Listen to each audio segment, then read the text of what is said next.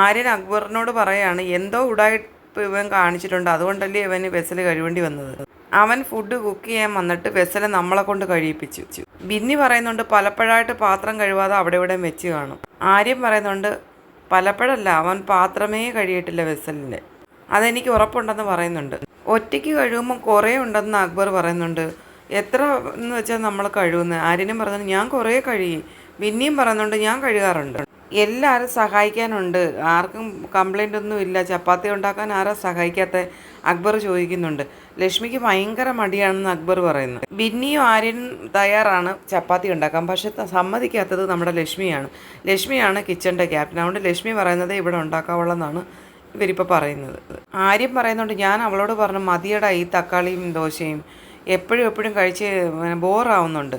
അന്നേരം അവളെന്താ പറഞ്ഞേ? ഇല്ല ഇത് മതി, ദോശ മതിയെന്ന് പറഞ്ഞു.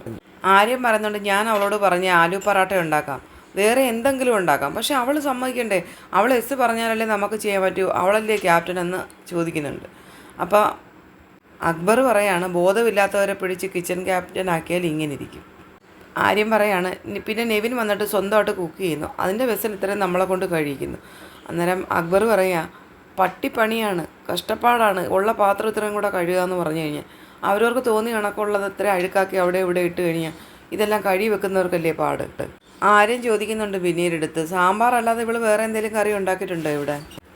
സാബുമോൻ പറയുന്നുണ്ട് തക്കാളി കറിക്കകത്തക്കതായി ഇത്രയുള്ള തക്കാളി കിടക്കുന്നു, എന്ത് ചെയ്യാന്നുള്ള രീതിയിൽ തലയും ചെരിച്ച് ഇങ്ങനെ ചോദിച്ചുകൊണ്ട് പോകുന്നു. കടലക്കറി എപ്പോഴത്തേക്കാ? അവിടെ വെള്ളം വെച്ചിട്ടുണ്ടല്ലോ. അന്നേരം ബിന്നി പറയുന്ന രാത്രിയിലത്തേക്ക്. ലക്ഷ്മി പറയുന്ന കറികൾ തന്നെ വെച്ചാൽ മതിയെന്നുള്ളതാണ് ഇപ്പം കിച്ചണിലെ റൂള്.